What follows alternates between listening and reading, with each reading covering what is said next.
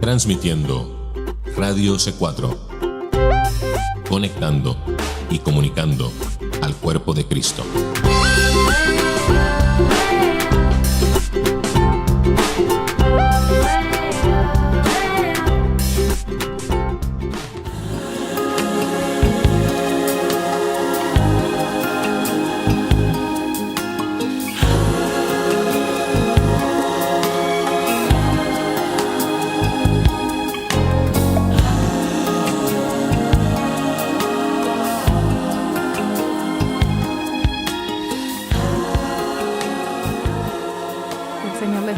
Queridos hermanos, hermanas en Cristo, familiares y amigos que nos oyen hoy en otro programa de Libre al Fin, y por la gracia y la misericordia de Dios, hoy tenemos otro día más que podemos estudiar juntos la palabra de Dios. Y en este día seguimos con este hermoso estudio, las 5 ofrendas de Levítico, un estudio importantísimo para todo hijo de Dios. Todos aquellos que son serios en cuanto al estudio de la palabra, y deberían serlo todos aquellos que aman la palabra de Dios, joven, anciano, hombre, mujer, quien sea, este es un estudio que todos deberían hacer. No estoy diciendo que tenga que ser exactamente así, pero de todas maneras es algo que debe ser conocido por el creyente en referencia al Antiguo Testamento, el orden levítico del Antiguo Testamento, que es el sistema sacrificial bajo la ley de Moisés, el cual habla total y completamente de la persona de Cristo, de su obra mediadora, intercesora y expiatoria. Y el poder ver todo esto en tipos, en sombras, según el Antiguo Testamento, nos ayuda y nos ilumina aún más poder entender el Nuevo Testamento. Como les decía, ¿cómo podemos entender el libro de Hebreos si nosotros no conocemos lo que nos dice Éxodo y Levítico en cuanto a el tabernáculo y las ofrendas? No podemos entender el Nuevo Testamento sin comprender el Antiguo Testamento. Y de esto mucho también les di ayer a la clase de jóvenes aquí en la iglesia. Esto fue lo que les di. Amén. Entonces esto aquí no hay edad. Puede tener 13, puede tener 14, 15, puede tener 50 o 90.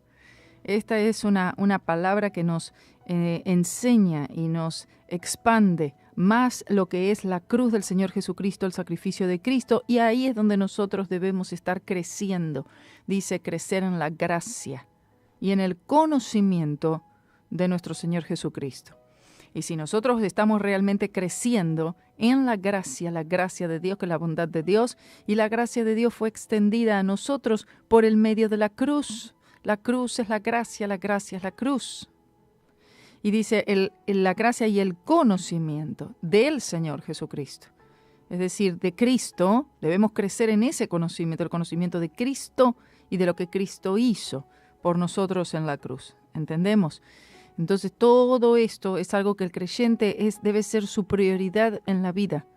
Crecer en esto, crecer en gracia, crecer en conocimiento. En cuanto a Cristo y la persona de Cristo, su obra. Y cuando decimos su obra, hablamos de todo, lo que Él hizo, lo que Él hace, lo que Él hará. Amén. Gloria a Jesús. Y este debe ser el deseo ininterrumpido de todo creyente. Seguimos hoy entonces con la ofrenda de expiación o ofrenda de transgresión. También la pueden ver así a veces en los títulos en sus Biblias. Y esto es lo que vamos a empezar hoy. Vamos a ver ahora Levítico capítulo 5, versículos 5 y 6. Dice así: ofrenda de expiación. Cuando pecare en alguna de estas cosas, confesará aquello en que pecó, y para su expiación traerá a Jehová por su pecado que cometió una hembra de 2 rebaños, una cordera o una cabra como ofrenda de expiación, y el sacerdote le hará expiación por su pecado. Ahí tenemos entonces la explicación o la instrucción en cuanto a la ofrenda de expiación u ofrenda por transgresión. Cuando alguien pecare, debía confesar, está diciendo, confesar. Una vez más, listaremos las 5 ofrendas que eran dadas por los hijos de Israel. En las 5 ofrendas encontramos el plan de expiación o redención de Dios para la raza humana y encontramos el camino de salvación por la fe, aunque las ofrendas por sí mismas no podían quitar el pecado. Dice Hebreos 10:4, porque la sangre de los toros y de los machos cabríos no puede quitar los pecados. Sería Cristo quien quitaría los pecados. Estas ofrendas apuntaban a un sacrificio mucho mejor que vendría, y por virtud de la fe de Israel en ese más completo sacrificio que vendría, la ira de Dios fue calmada hacia el pecador y la expiación fue hecha por el pecado del individuo. Hebreos 9:12 dice, y no por sangre de machos cabríos ni de becerros, sino por su propia sangre entró una vez para siempre en el lugar santísimo, habiendo obtenido eterna redención. Las 5 ofrendas de Levítico proveían una imagen completa del crecimiento espiritual y el desarrollo del Hijo de Dios. Y vamos a repasar esto una vez más. Número 1, el holocausto. Significaba que Dios dio su todo a través de Jesucristo para expiar por el pecado del hombre y que el hombre debe darse todo a Dios a cambio. De ahí era una ofrenda de holocausto, es decir, completa. Segundo, la oblación u ofrenda de grano. Después que el hombre viene al Señor Jesucristo, entonces él debería estar eternamente agradecido por el gran precio que Jesucristo pagó. Y de ahí la ofrenda era de grano o una ofrenda vegetal, la ofrenda de acción de gracias que era a menudo ofrecida junto con el holocausto.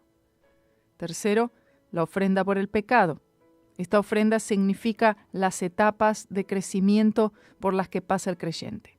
Cuando uno nace dentro del reino de Dios, uno no es sino un bebé espiritual, ¿verdad?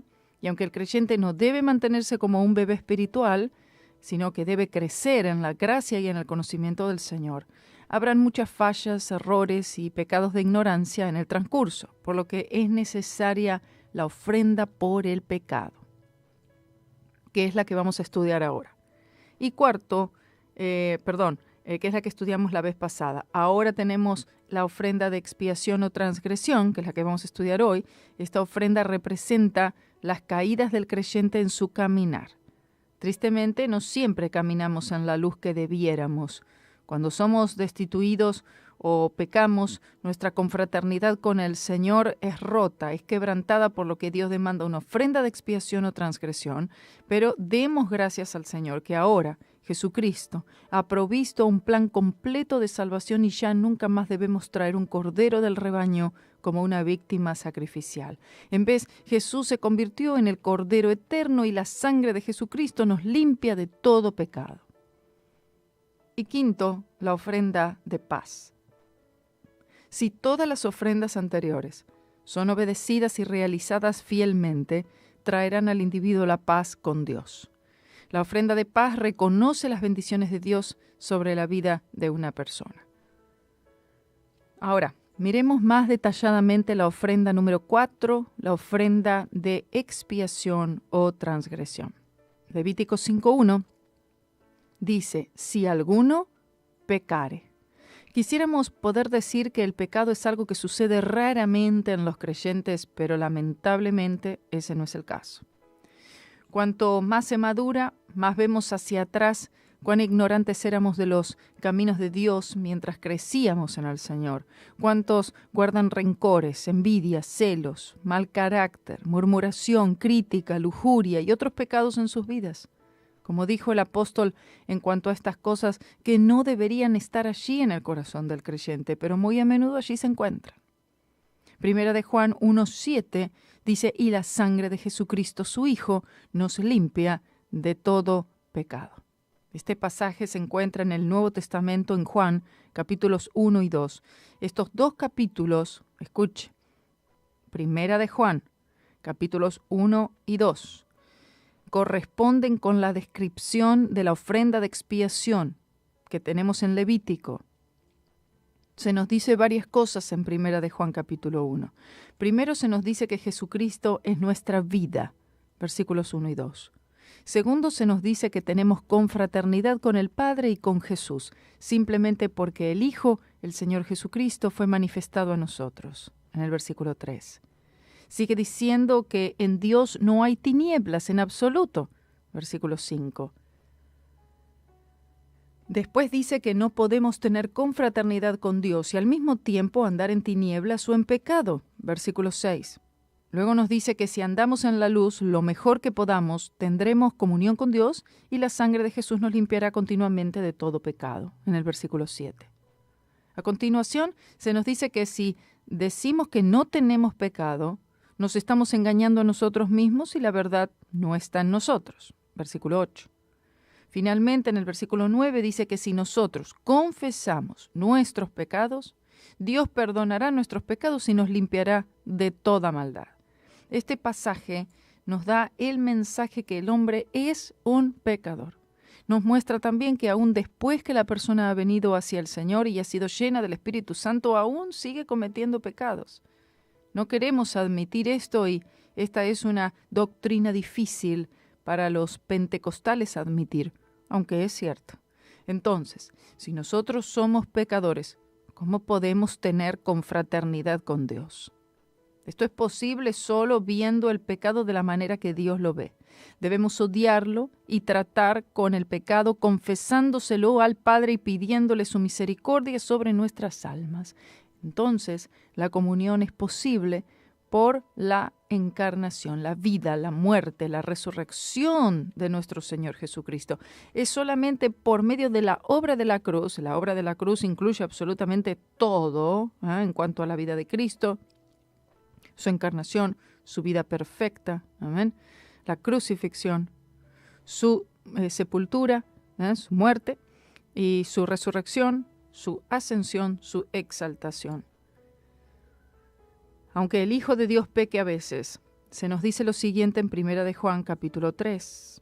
Todo aquel que es nacido de Dios no practica el pecado porque la simiente de Dios permanece en él y no puede pecar porque es nacido de Dios, dice el versículo 9 de 1 de Juan 3. Este pasaje de las Escrituras simplemente dice que cuando una persona es nacida de Dios, él ya no practica el pecado. Y la manera que él puede mantenerse fuera de practicar el pecado es teniendo la semilla de la palabra de Dios, permaneciendo en él. Si la palabra de Dios permanece en una persona todo el tiempo, esa persona no puede practicar el pecado. Aunque esto sería lo ideal, tristemente debemos admitir que la palabra de Dios no siempre permanece en nosotros y, debido al pecado, por momentos somos culpables. Y también está el asunto que hoy en día muchos de los creyentes modernos no tienen amor verdadero por la palabra de Dios. Apenas si deciden llegar a un culto, a un servicio, a un estudio bíblico, para ellos esto es lo que yo veo, amén. Esto es mi opinión según lo que yo veo. Es muy poco el amor por la palabra de Dios. Es muy poco el amor por llegar a los servicios y llegar a tiempo y llegar a los cultos con hambre, con sed de justicia, de hambre de la palabra de Dios. Entonces vemos que al no haber un amor por su palabra, no pueden permanecer en el Señor porque la palabra, la semilla de la palabra no está permaneciendo en ellos, porque hay una ignorancia en cuanto a la palabra, porque rechazan la palabra, porque muchos son, fríos en cuanto a las cosas de Dios, en cuanto a la palabra de Dios, ¿cierto? Ahora, veamos una lista correspondiente de pecados. Como la primera parte de Levítico, capítulo 5, trata con pecados específicos, también lo hace Romanos, capítulo 1, en más detalle en relación a las transgresiones. Romanos capítulo 1, 29 al 31, dice así: estando atestados de toda injusticia, fornicación, perversidad, avaricia, maldad, llenos de envidia, homicidios, contiendas, engaños y malignidades, murmuradores, detractores, aborrecedores de Dios, injuriosos, soberbios, altivos, inventores de males, desobedientes a los padres, necios, desleales, sin afecto natural, implacables, sin misericordia. Vean que en Romanos 2:1 el apóstol Pablo hace esta declaración. Dice: por lo cual eres inexcusable, oh hombre, quien quiera que seas tú que juzgas, porque en lo que juzgas a otro te condenas a ti mismo, porque tú que juzgas haces lo mismo. Puntualmente, Pablo se dirigió a los judíos aquí sin nombrarlos. Acertadamente, él los describe en la buena disposición de ellos en justificarse a sí mismos y condenar a otros de los mismos pecados de los cuales ellos eran culpables. Lo vemos en Lucas 18:9. En efecto, él estaba diciendo, ustedes son culpables de algunas de las cosas que son condenadas por Dios, por lo que ustedes son tanto sujetos al juicio de Dios igual que los gentiles. Tal vez muchos puedan gloriarse en el hecho que no son culpables de todos estos pecados que acabamos de enumerar, pero como el apóstol Santiago dijo en Santiago 2:10, porque cualquiera que guardare toda la ley, pero ofendiere en un punto, se hace culpable de todos. Veamos esta corta reflexión para que nos ayude un poco más. Veamos aquellos pecados que parecen ser menos terribles. Bueno, supuestamente. Aquellos que cometen este horrible pecado se llaman murmuradores. La palabra griega es gongusmos. En el sentido de un debate secreto entre algunos, se refiere a eso, un murmullo, Juan 7:12. Número 2, de desagrado o quejas, más bien en privado que en público, dicho de judíos helenistas en contra de hebreos, por ejemplo, Hechos 6:1. La palabra chisme, que proviene de la palabra griega pularos y significa palotear, andar de persona en persona con el propósito de poner en contra el uno al otro. Es impresionante ver cómo este pecado se practica tan normal en todas las clases sociales y ya las personas lo ven como parte de un comportamiento aceptado y no se dan cuenta de que este es uno de los pecados que más odia Dios. Proverbios 6:16 dice, 6 cosas aborrece Jehová, y aún 7 abomina su alma: los ojos altivos, la lengua mentirosa, las manos derramadoras de sangre inocente, el corazón que maquina pensamientos inicuos, los pies presurosos para correr al mal, el testigo falso que habla mentiras y el que siembra discordia entre hermanos. ¿Por qué Dios odia tanto este último pecado? La Biblia llama al diablo el acusador de nuestros hermanos, el que los acusa de día y noche delante de Dios. Oiga esto, por favor, es muy importante. Quiero que puedan ver por qué Dios odia tanto este pecado del chisme, de palotear, de la murmuración. Como vimos acá en Proverbios 6:16. Testigo falso, hablar mentiras, sembrar discordia. Otra vez, el diablo es el acusador de los hermanos. La palabra diablo proviene de la palabra griega diabolo y significa calumniador, acusador, chismoso, uno que siembra dardos, pensamientos en la mente de la gente para causar contienda. Ahora bien, teniendo en mente los conceptos de las palabras chisme y diablo, concluimos que la persona que se mueve en el chisme y la murmuración anda caminando en la misma naturaleza satánica y en consecuencia está ayudando al diablo en su ministerio. ¿Oyó esto? Esta es la razón principal del por qué Dios odia tanto este pecado. La persona que camina en el chisme, en la calumnia, la murmuración, su boca, su vida y su corazón están influenciados por Satanás y donde quiera que va causa problemas. Proverbios 26:20 dice, sin leña se apaga el fuego y donde no hay chismoso cesa la contienda. ¿Qué quiere decir esto? Que donde el chismoso está, hay contienda. ¿Cuántos en las iglesias hoy son culpables de este pecado? ¿Acaso no necesitan también expiación por ese pecado? Aquellos que han cometido este pecado, aunque hay pecados que son más graves que otros, igualmente necesitan ser lavados. Levítico 5:5, esto también en relación a 1 de Juan 1:9, dice, confesará aquello en que pecó. Vea qué específico que es. No es que, Señor, si he pecado en algo, perdóname, y ahí quedó. No. Dice, confesará aquello en que pecó. Volviendo a Levítico 5, encontramos que cuando se cometen pecados, el individuo debe confesar que ha pecado en una manera particular. El libro de Primera de Juan dice lo mismo. Les repito, si confesamos nuestros pecados, Él es fiel y justo para perdonar nuestros pecados y limpiarnos de toda maldad. En muchas situaciones de pecados demandan que no solo confesemos a Dios, sino que también confesemos a la persona que hemos ofendido o hecho mal. En realidad, en la ofrenda de expiación, debía realizarse una restitución al individuo al que hemos hecho mal. Levítico 6, 1 al 5. Por medio de Jesucristo, la ofrenda de expiación fue presentada. Gloria, gloria sea al nombre del Señor por esto.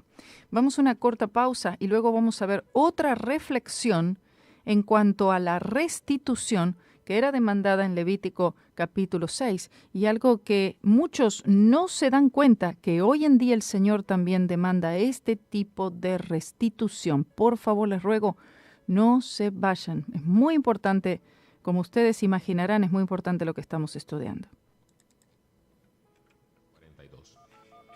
518-800-1042. Llama hoy al 518-800-1042 y escucha también a través de una llamada telefónica.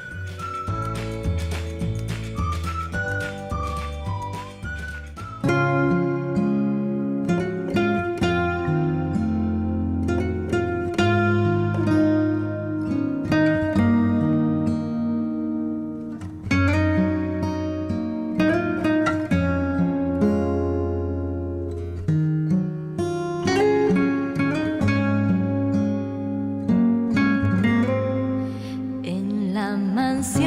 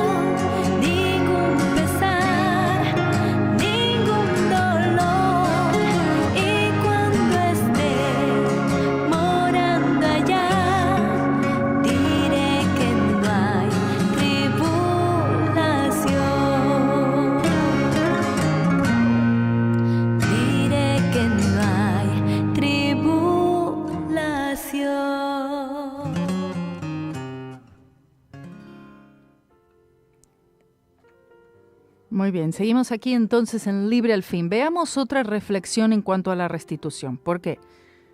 Porque también vemos que hay situaciones de pecados, entendamos, que demandan no solamente que se le confiese al Señor el pecado, sino que primero se le confiese a la persona que hemos ofendido.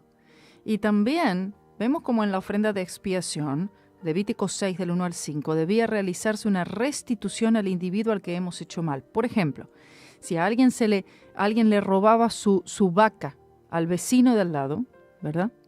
Y luego entonces el sacerdote le confrontaba por la palabra sobre ese pecado que es robar, no era suficiente el hecho de ir y pedirle perdón al Señor y llevar su ofrenda y todo, sin que le restituyera esa vaca que le había robado, ¿no le parece?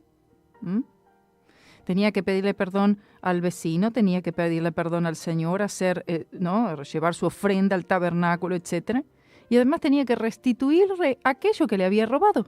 ¿No le parece justo? Bueno, esto también es aplicable hoy, bajo la gracia en el Nuevo Testamento. Sin embargo, no todos hacen esto. O sea que ese pedido de perdón es incompleto. Es incompleto. Esta confesión es incompleta. No hay restitución. Es incompleto. Podemos decir, no, yo ya le pedí perdón al Señor, pero no le pediste perdón a la persona que has ofendido, que has maltratado. Entonces, imagínense que esto el Señor lo ve como algo incompleto. Entonces, veamos esta reflexión en relación a la restitución. Veamos Mateo 5, 23 y 24. Ya les mostré Levítico 6 del 1 al 5, habla de la restitución. Amén. Que de hecho se los voy a buscar ahora mismo. Vamos a ver eso primero en Levítico 5 y lo vamos a comparar entonces con Mateo 5. Para que ustedes entonces puedan tener mayor entendimiento, aunque de todas maneras aquellos que les gusta estudiar la palabra en la casa, confío que así lo van a hacer y van a poder aprovechar al máximo este estudio. Dice así, Levítico 6, 1 al 5.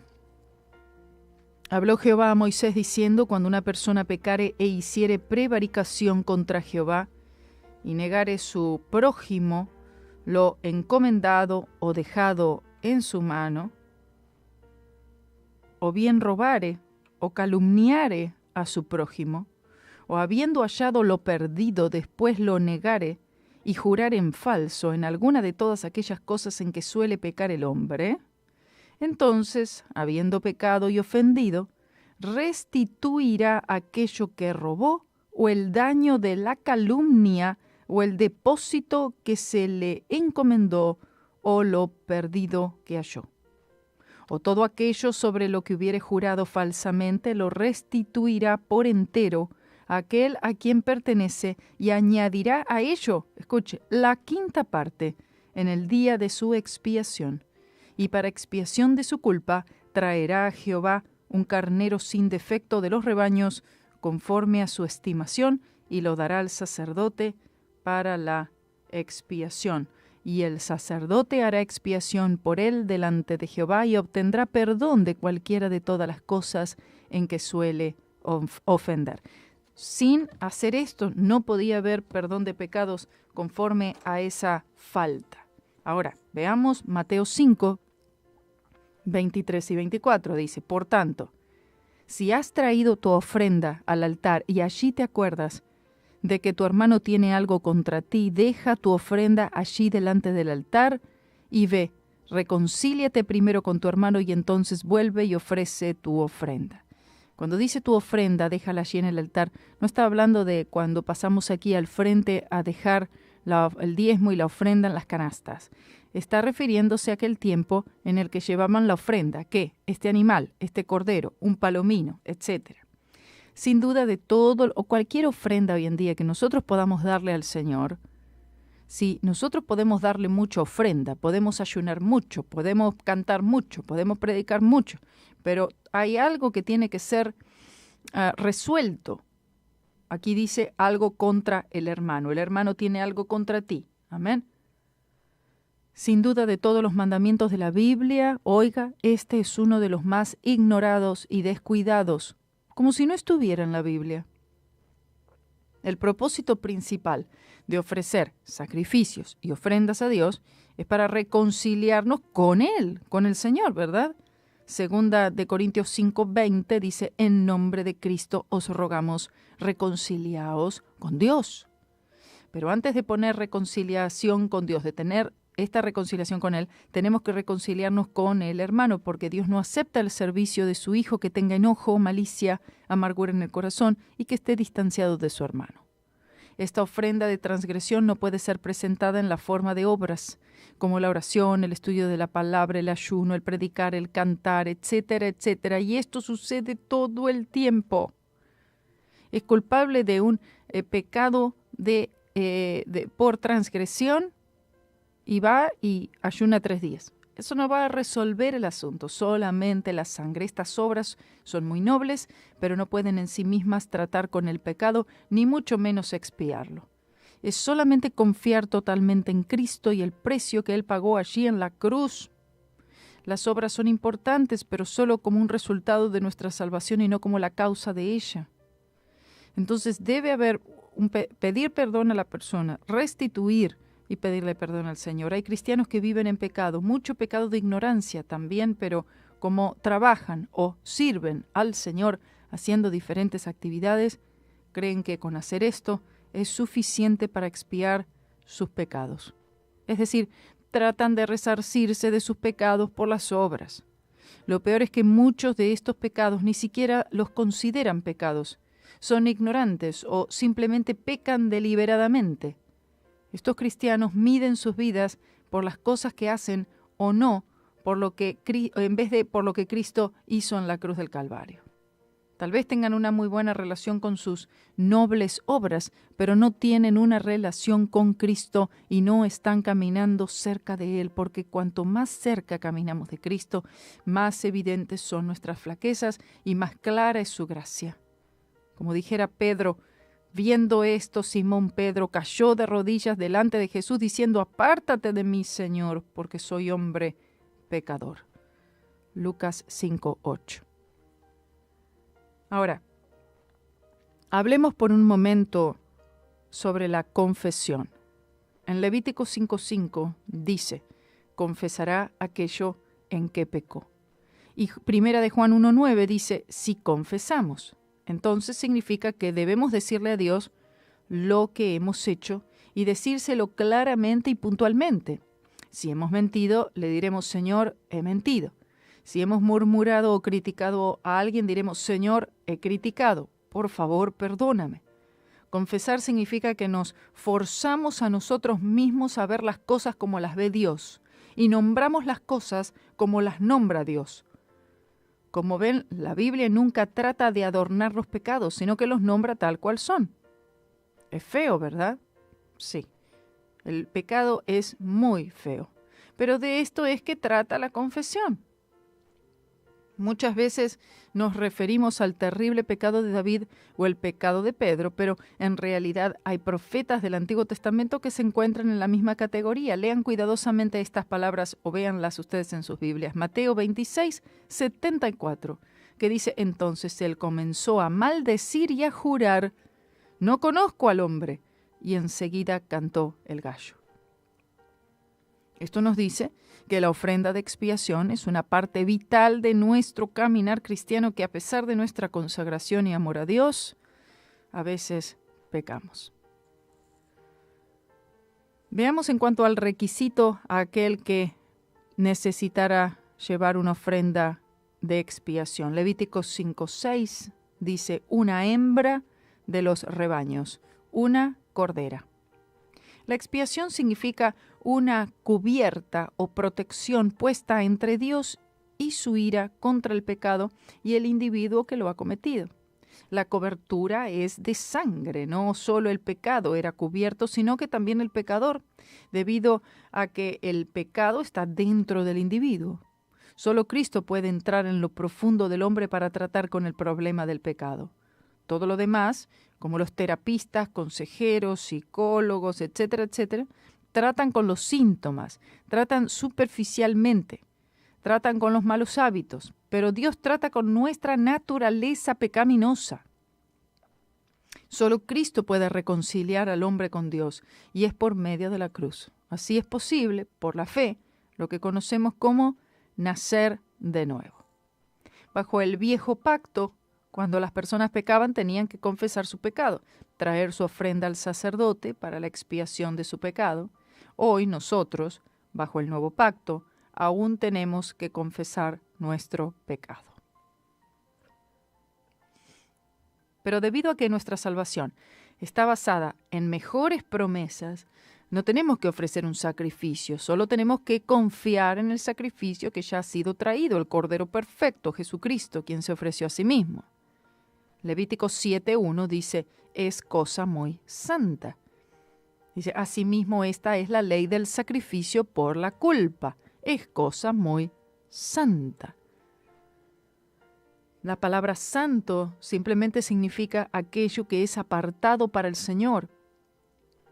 Bajo el antiguo pacto muchas cosas eran apartadas como santas o muy santas. Las 3 ofrendas que eran llamadas como muy santas eran la oblación, la ofrenda por el pecado y la ofrenda de expiación. En cierto sentido, todo lo que es dado a Dios es muy santo. Levítico 7:2, en cuanto al procedimiento de esta ofrenda, dice, degollarán la víctima por la culpa. Una vez más, como en el holocausto y la ofrenda por el pecado, el individuo, el pecador, tenía que matar el animal él mismo. Si la víctima era un cordero, él tenía que cortar su garganta. Si era un palomino, tenía que degollarlo. El oferente entendería por este horroroso trabajo que el horror del pecado y el hecho que su propio pecado había causado dolor, sufrimiento, y que había sido su pecado el que había ocasionado la muerte de un animal inocente. Levítico 5:9 dice, y rociará de la sangre de la expiación sobre la pared del altar. Habría una mancha de sangre todo alrededor dentro del altar. Esto significaría que la ira de Dios sería calmada por el derramamiento de sangre inocente. Nada más puede satisfacer. Si el pecado fue cometido, sangre debía ser derramada y tenía que venir de una víctima inocente. Este patrón, por supuesto, siempre apuntaba al gran Redentor, al Señor Jesucristo. Levítico 5:9 también dice, y lo que sobrare de la sangre lo exprimirá al pie del altar. Como uno puede ver, la ofrenda de expiación era un verdadero desastre. Si era la ofrenda de un cordero o de un palomino, la sangre era de agente activo. Asimismo, el Calvario cae en la misma categoría, pero de una manera aún más espantosa. Así como las ofrendas no eran un lindo paisaje, así como estas ofrendas no eran un picnic de la iglesia, el Calvario tampoco era un lindo paisaje. La ofrenda de expiación era un asunto horroroso, así como también el Calvario. Hoy para todo creyente lavado por la preciosa sangre de Cristo, la cruz es nuestra gloria, pero debemos entender que el Calvario no era ningún festival, ningún evento de entretenimiento, ninguna charla motivacional en la iglesia, ningún picnic, ningún espectáculo y ningún show. Era algo terrible. Levítico 7:3 dice, y de ella ofrecerá toda su grosura. Esta ofrenda de expiación era similar a la ofrenda por el pecado, en el que el animal no era ofrecido en el altar del holocausto, sino solo las partes internas como los riñones, hígado y sus grosuras, etc. Los israelitas no debían comer ningún tipo de grosura del buey, cordero o cabra. Podían utilizar la grosura para muchos propósitos, pero no para comer. Asimismo, ellos no debían comer ninguna manera de sangre. Levítico 7, 22 al 26 nos menciona estos mandamientos. Como en la ofrenda por el pecado, el ofrecer las grosuras representaba el ruego a Dios por el perdón. Esto era lo mismo en la ofrenda de expiación. El oferente estaría diciendo, Dios, por favor, perdóname, he pecado. Levítico 7, 6 dice, será comida en el lugar santo, es cosa muy santísima. En este sacrificio lo que no era ofrecido en el altar podía comerse y era para comer por los sacerdotes. Esto corresponde a lo siguiente. Cuando Jesús les dijo, de cierto os digo, si no coméis la carne del Hijo del Hombre y bebéis su sangre, no tenéis vida en vosotros. El que come mi carne y bebe mi sangre tiene vida eterna, y yo le resucitaré en el día postrero. Porque mi carne es verdadera comida y mi sangre es verdadera bebida. El que come mi carne y bebe mi sangre, en mí permanece y yo en él. Como me envió el Padre viviente y yo vivo por el Padre, asimismo el que me come, él también vivirá por mí. Juan 6, 53 al 57. Cuando Jesús dijo estas palabras unos 1500 años después que los sacrificios fueran instituidos, él en efecto estaba cumpliendo Levítico 7:6. Asimismo, cuando los sacerdotes comían de la ofrenda de expiación y del pan de la proposición, estaban en efecto comiendo su sangre, porque la ofrenda de expiación era un tipo del Redentor venidero. Nuestro Señor siguió diciendo, este es el pan que descendió del cielo, en Juan 5:58. Jesús estaba hablando de tres cosas al mismo tiempo. Primero, del maná que vino del cielo. Segundo, del pan de la proposición que los sacerdotes comían en el lugar santo. Y tercero, de la ofrenda de expiación de la cual los sacerdotes también participaban. Pero todo esto apuntaría hacia el pan que descendió del cielo. Luego diría Cristo, el Espíritu es el que da vida a la carne, para nada aprovecha. Las palabras que yo os he hablado son espíritu y son vida. Juan 6, 63. En efecto, él estaba diciendo, la carne que los sacerdotes comían no les aprovechaba en nada.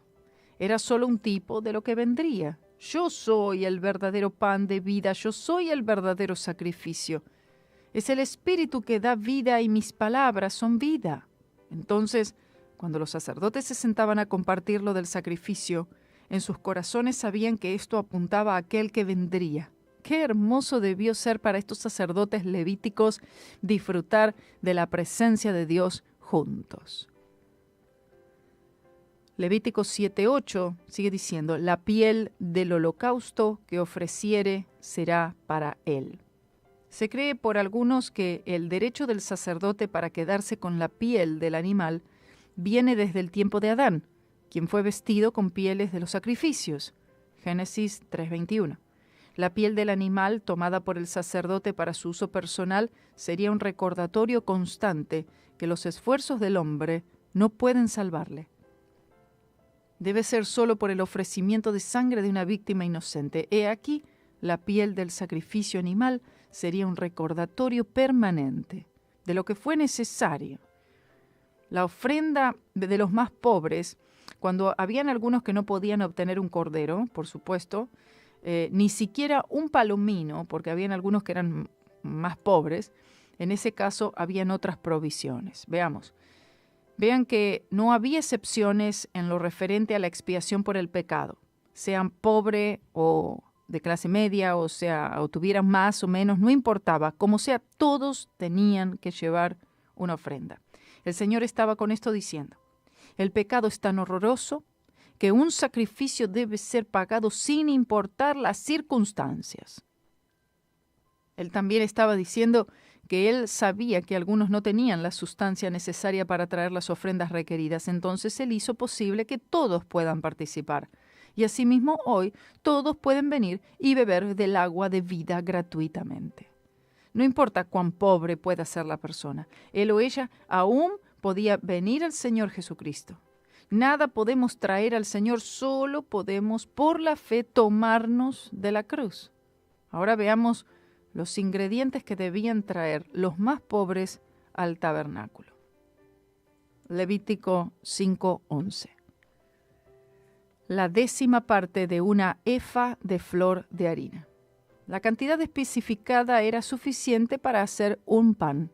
Asimismo, había una ofrenda hecha por el Señor Jesucristo para expiar por el pecado. No era necesario que hubieran muchas ofrendas, ni siquiera 2 ofrendas, porque una ofrenda era suficiente. De aquí solo una 10ª parte de una efa debía ser llevada. La flor de harina también tenía un significado. Esta harina era similar a la que llamamos harina para pastelería. Es una harina fina que no contiene impurezas, ni grumos, ni elementos extraños de ningún tipo. En otras palabras, tipificaba la humanidad perfecta del Señor. Y la harina tipificaría a Jesucristo como el pan de vida. Levítico 5:11 también dice, no pondrá sobre ella aceite. Saben ustedes que el aceite es un tipo del Espíritu Santo. ¿Por qué se ordenó que no se ponga aceite sobre este sacrificio de flor de harina?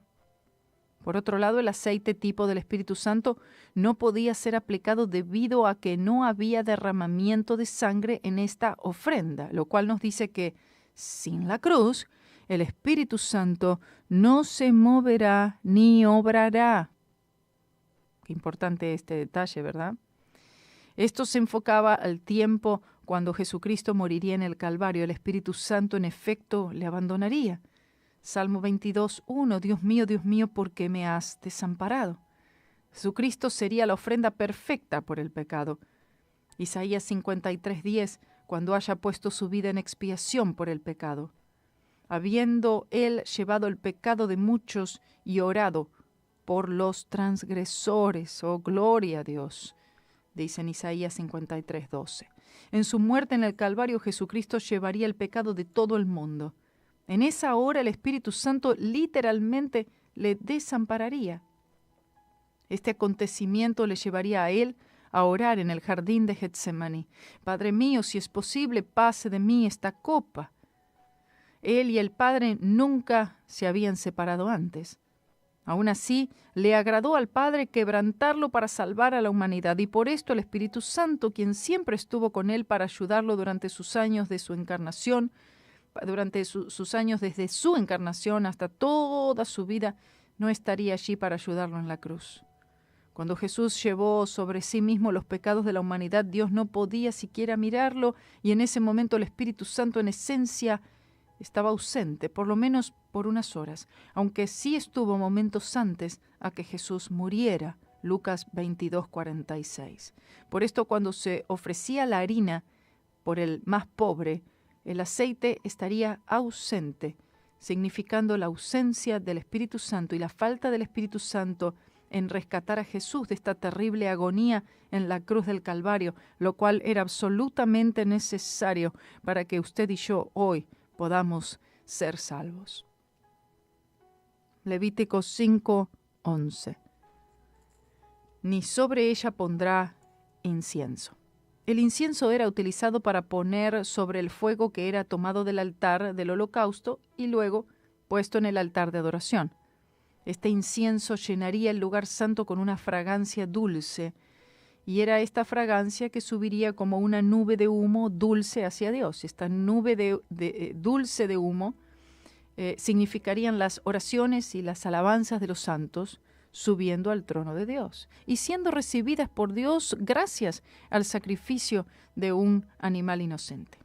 Sin embargo, cuando Jesucristo dijo en esa hora, Dios mío, ¿por qué me has desamparado?, Dios no respondería a esa oración. No habría liberación para Jesús. La ofrenda perfecta por el pecado. Nadie le rescataría de esta horrible escena al llevar el pecado de la humanidad. Entonces, cuando el sacrificio de harina era llevado por el más pobre, no podía ponerse incienso, porque Jesucristo, en su clamor al Padre, en esa hora, su oración no sería respondida. Si hubiera sido respondida, hoy usted y yo no seríamos salvos. Nos hubiéramos perdido eternamente. Y de ahí que ni el aceite o incienso podían usarse en esta ofrenda del más pobre para expiación. Levítico 5:12. Dice, la hará arder en el altar. Entonces los sacerdotes tomarían un puñado de esta harina para quemarla en el altar como memoria. ¿Por qué como memoria suya? Después que los sacerdotes tomaban este puñado de harina y la pusieran en el altar, ellos mirarían las llamas quemar la harina y oirían el ruido que hacen los ingredientes al quemarse. Esta acción sería un memorial de aquel que vendría. Asimismo, hoy, cuando participamos de la Santa Cena, lo hacemos en memoria de Él, de lo que Jesús hizo en el Calvario. Levítico 5:13 dice, y será perdonado. Perdonado. Qué hermosa palabra. La confraternidad es restaurada, la transgresión ha sido perdonada, el alma ha sido limpiada y lavada, el hombre que traía la ofrenda de expiación dejaría el tabernáculo sin ninguna culpa.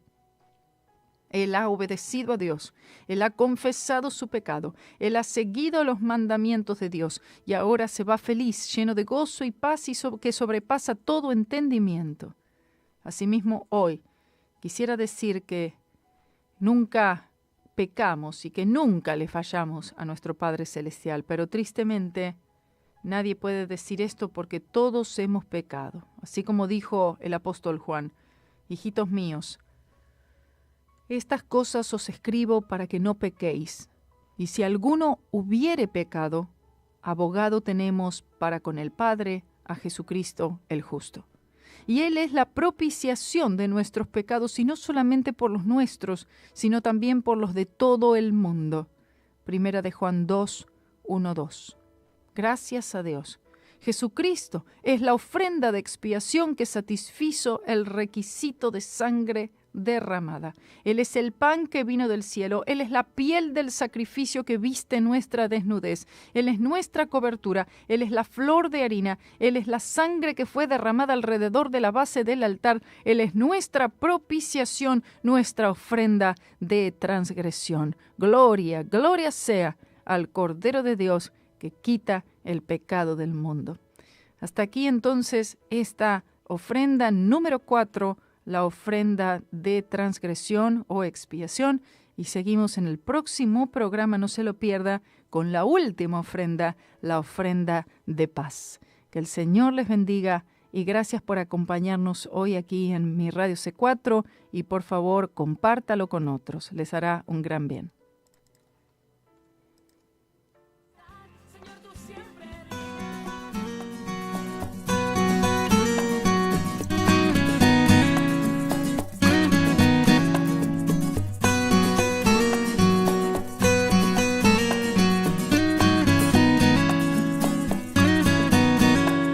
Eu não sei por que razão há tanta gente que se mostra um tanto quanto indiferente em relação à morte de Jesus no Calvário. Em Deus morto eles buscam a resposta, para o Cristo vivo viram as costas. Mas quem serve a um Deus morto certamente tá de bem com a derrota. Meu Cristo está vivo, ainda hoje mesmo eu conversei com Ele. Ainda hoje pude ouvir sua meiga voz e comentar com Ele a sós os meus segredos. Meu Cristo está vivo, não questiono sua morte no madeiro. O seu sepulcro sem dizer uma palavra prova a sua ressurreição ao mundo inteiro.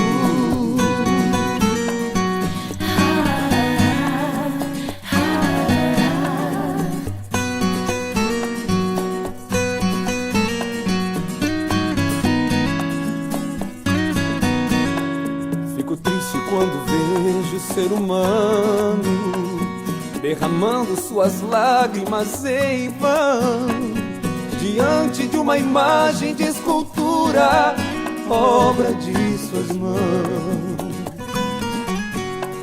Em nenhum momento consegue esconder a incerteza da resposta a obter. Um Deus morto não se assume, não consegue a si mesmo defender. Meu Cristo está vivo, ainda hoje mesmo eu conversei com Ele. Ainda hoje pude ouvir sua meiga voz e comentar com Ele a sós os meus segredos. Meu Cristo está vivo, não questiono sua morte no madeiro. O seu sepulcro sem dizer uma palavra prova a sua ressurreição ao mundo inteiro. meu Cristo está vivo. Ainda hoje mesmo eu conversei com Ele, ainda hoje pude ouvir sua meiga voz e comentar com Ele a sós os meus segredos. Meu Cristo está vivo, não questiono sua morte no madeiro. O seu sepulcro sem dizer uma palavra prova a sua ressurreição ao mundo inteiro.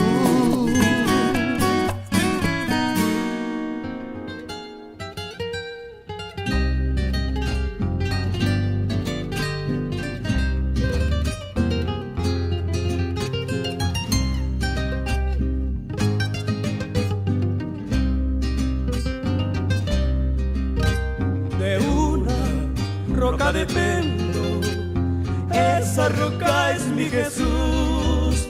En Él yo vivo confiado, pues siempre me llena de su bendición. Él es la roca de mi salvación, es la fuente de vida y perdón. Golpea la roca y procura beber de este manantial. En Él saciarás tus anhelos, calmarás las penas de tu corazón. En Él hallarán los cautivos la senda de la libertad. En Él hallarás el camino que lleva las almas a la eternidad. En Él hallarás el camino que lleva las almas a la eternidad.